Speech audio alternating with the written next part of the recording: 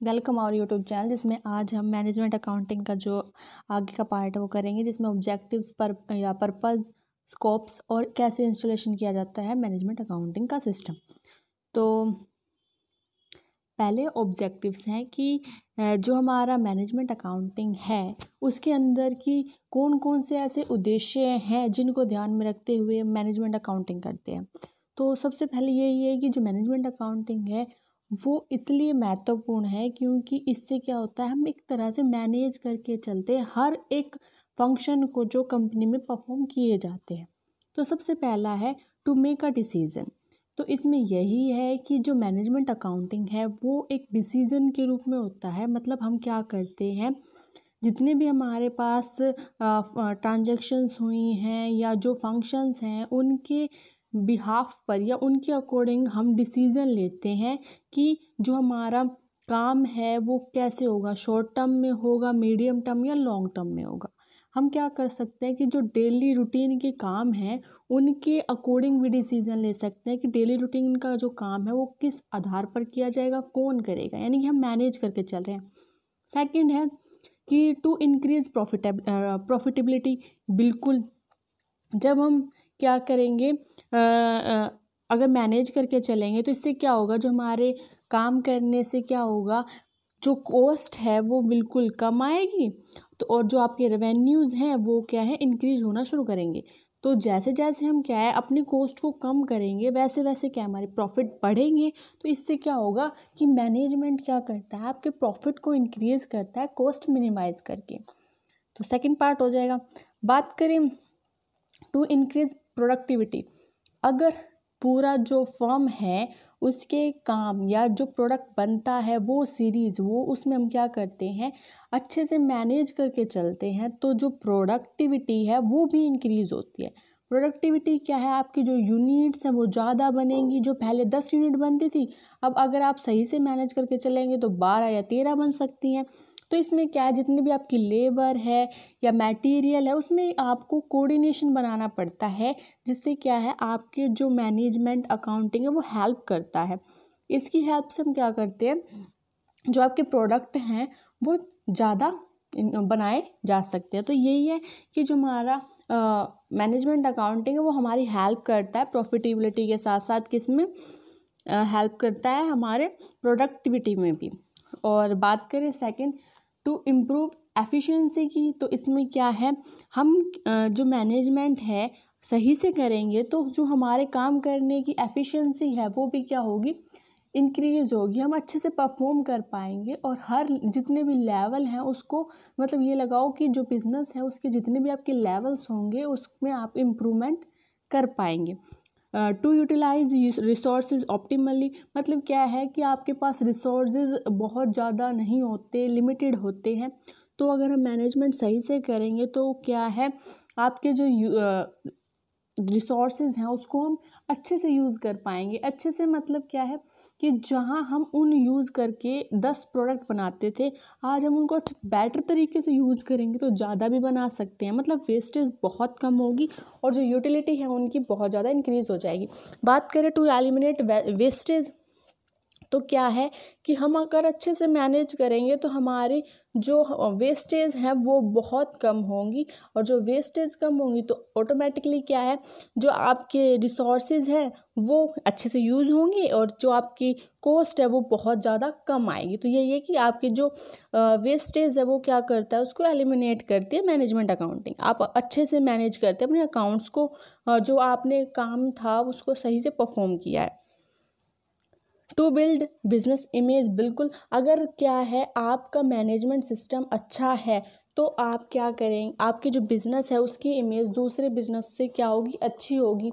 इसके साथ साथ क्या है, जो आपके रिलेशनशिप है दूसरे मेंबर्स के साथ या फिर आपके कस्टमर्स के साथ, तो वो क्या होंगे, अच्छे बने रहेंगे। इसके साथ साथ क्या है, जितने भी आपके रिलेशनशिप है या जो आपकी प्रॉफिटेबिलिटी है वो क्या है, इंक्रीज होगी मैनेजमेंट अकाउंटिंग की हेल्प से।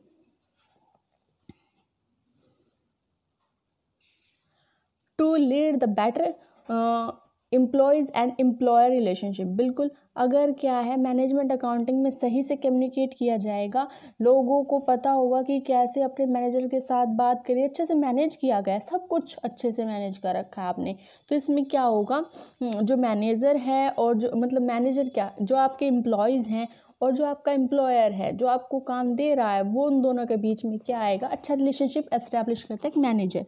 कैसे करेगा कि जो एम्प्लॉयज़ हैं उनकी डिमांड जो है, जो उनको चाहिए वो उसको टाइम पे प्रोवाइड कराएगा। इसके साथ साथ जो एम्प्लॉयर की ऑब्जेक्टिव्स है उनको ध्यान में रखते हुए वो क्या करेगा, बेटर मैनेजमेंट करेगा, ताकि क्या हो, आपके जितने भी प्रोडक्ट्स हैं सही से बने, साथ साथ क्या है जो बेनिफिट है वो आपको किसको मिलेगा, एम्प्लॉयर को मिलेगा। तो एम्प्लॉयर के लिए भी क्या होगा, वो बेनिफिशियल होगा। इसके साथ साथ बात करें तो कस्टमर सेटिस्फैक्शन की तो क्या है, बिल्कुल अगर आप प्रोडक्ट अच्छा प्रोवाइड कराते हैं, आपकी कॉस्ट कम आती है, ये मान के चले कि जब कंपनी उसकी कॉस्ट कम आती है और वो जो प्रोडक्ट है वो अच्छी क्वालिटी का यानी कि बेस्ट क्वालिटी का आपको प्रोवाइड करवा रहे हैं कस्टमर्स को, जिसकी वजह से क्या है आपके ज़्यादा से ज़्यादा जो कस्टमर है वो अट्रैक्टिव होते हैं। लेकिन क्या है, कॉस्ट भी आपकी कम है, अच्छा प्रोडक्ट आप प्रोवाइड करवा रहे, तो आप इसके साथ साथ क्या करें, प्राइस भी कम रखेंगे, तो जो आपके कस्टमर्स हैं वो ज़्यादा अट्रैक्टिव होंगे। इसके साथ साथ आप क्या करें, जो आफ्टर सेल्स सर्विसेज है वो भी क्या है आप प्रोवाइड करवाएंगे, तो उससे क्या होगा, जो आपके कस्टमर्स हैं वो ज़्यादा ये सोच के चलेंगे कि इसकी सर्विसेज अच्छी हैं, तो वो क्या है उसके ज़्यादा अट्रैक्टिव होंगे। तो यही है कि आप इम्प्रूव करें अपने कस्टमर सेटिस्फैक्शन लेवल को।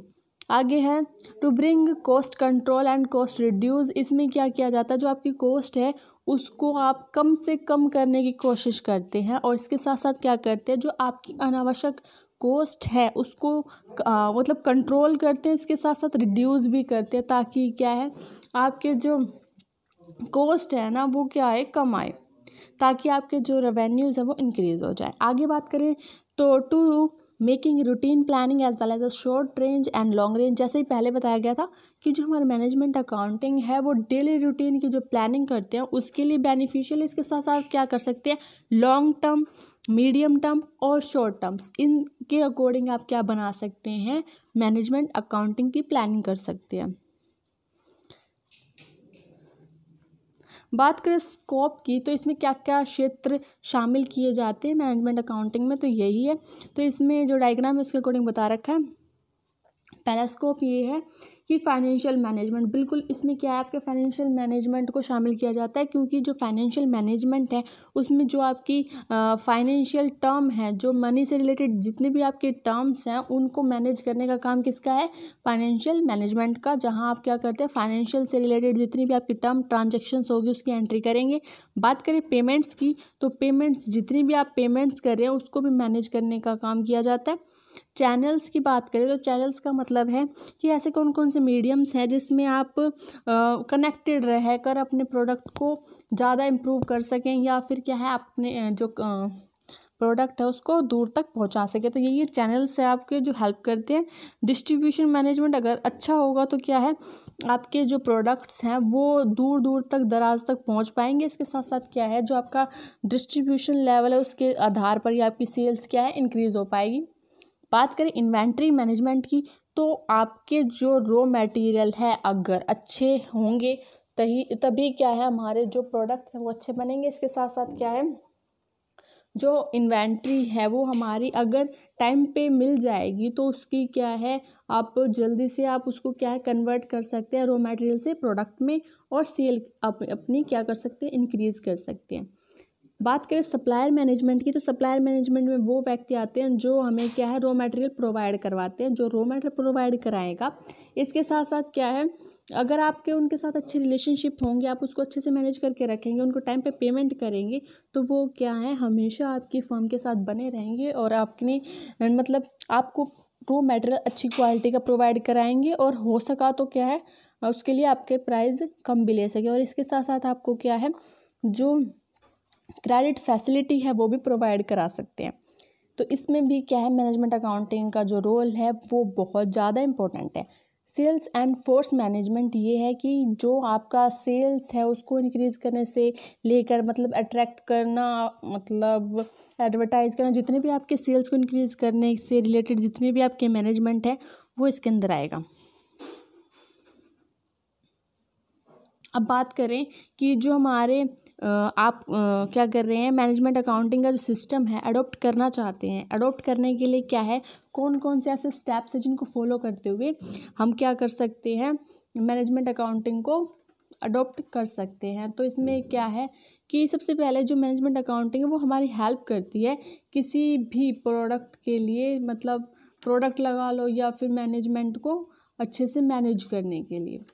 तो इसमें पहला प्रिपरेशन ऑफ ऑर्गेनाइजेशन मैनुअली। तो इसमें क्या है, हम क्या करते हैं, जो हम बनाना चाहते हैं उससे रिलेटेड क्या करेंगे, मैनुअली एक स्ट्रक्चर बनाएंगे।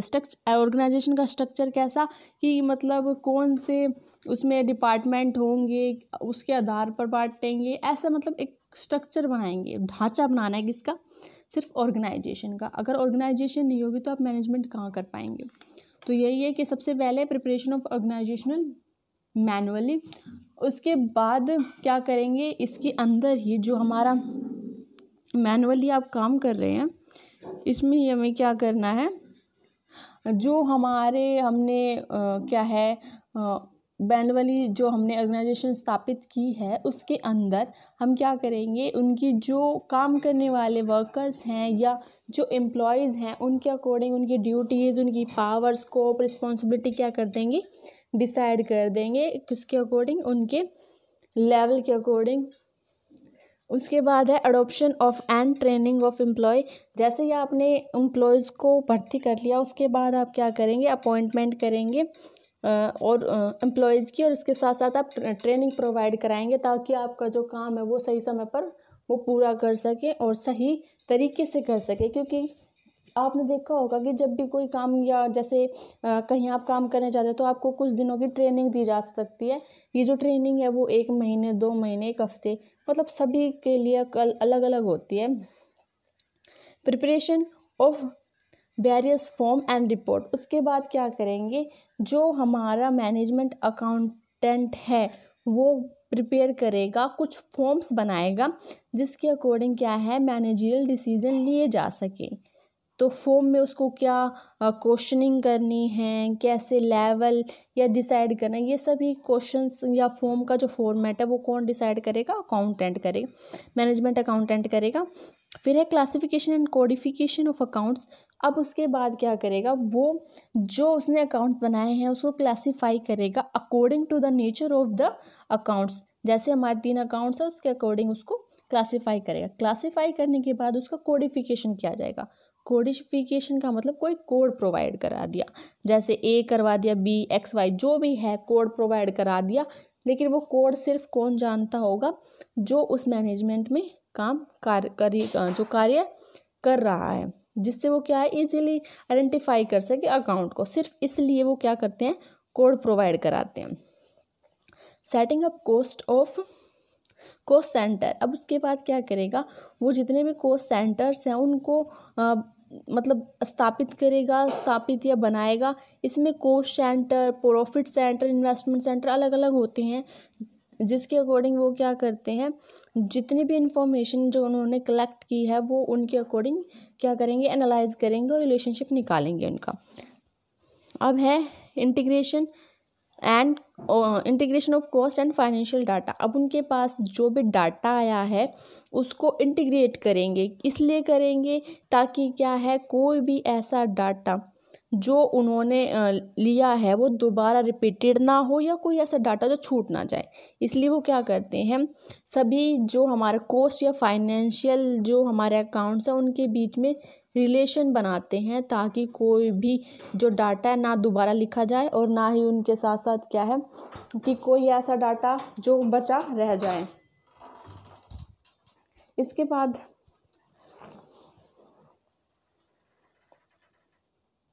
सातवां है इंट्रोड्यूसिंग मैनेजमेंट अकाउंटिंग टेक्निक्स। उसके बाद वो क्या करेगा, बहुत सारी ऐसी टेक्निक्स है जिनकी हेल्प से वो क्या करेगा, बताएगा कि इसमें आपको ये टेक्निक्स अप्लाई करनी है जब आपके पास कोई सिचुएशन ऐसी क्रिएट हो जाए या आपके पास कोई प्रॉब्लम आए। तो इसमें क्या है, आपके पास बहुत सारे डिफरेंट टेक्निक्स हैं जो क्या है अकॉर्डिंग टू जो सिचुएशन है उसके अप्लाई करनी होगी।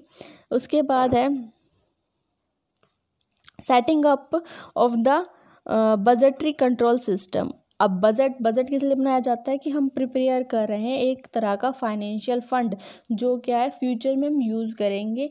तो जब हम बजट बनाते हैं किसी ऑर्गेनाइजेशन में तो किसको, फ्यूचर को ध्यान में रख के बनाते हैं कि जो हमारा काम है वो इतने बजट में पूरा हो जाएगा या नहीं हो जाएगा। तो यही है कि हम बजटरी कोर्स कंट्रोल सेंटर स्थापित करेंगे जिसके अंदर वो क्या करेगा कि जितने भी बजट्स उसने बनाए हैं उसके अकॉर्डिंग काम करेगा और ऑब्जेक्टिव्स आपके पूरे करके देगा। तो यही है कि ये प्रिपेयर किया जाएगा। ये है कि जो आपका बजटरी कंट्रोल है वो क्या करता है, एक तरह से आपके जो पहले से डिसाइड बजट है उसके अकॉर्डिंग काम कराता है और किसी तरह की अगर कोई प्रॉब्लम आती है तो उसको सॉल्व करने का काम करता है। बात करें 9th, तो using of operations research techniques. इसमें क्या है, हम विभिन्न तरह की जो हमारे टेक्निक्स हैं उसको यूज़ करेंगे ताकि जो रिसर्च मतलब क्या है, हमें ये पता है कि जो हमारा एनवायरनमेंट है फास्टली चेंज होता रहता है। जैसे जो हमारे पॉलिटिकल्स हैं या सोशल एनवायरनमेंट है उसमें चेंज आते रहते हैं। तो जैसे जैसे चेंज आएगा उसके अकॉर्डिंग हम क्या करते रहेंगे, उसमें चेंज करते रहेंगे और अपनी जो प्रॉब्लम्स हैं उनको सॉर्ट आउट करेंगे। तो यही है कि हमें ये जो ऑपरेशंस रिसर्च टेक्निक्स हैं वो हमें ये बताती हैं कि कौन कौन से चेंज आए हैं और किस किस तरह से हम उन चेंज को अडॉप्ट कर सकते हैं। अब लास्ट ये है कि formulating standard costing techniques and step.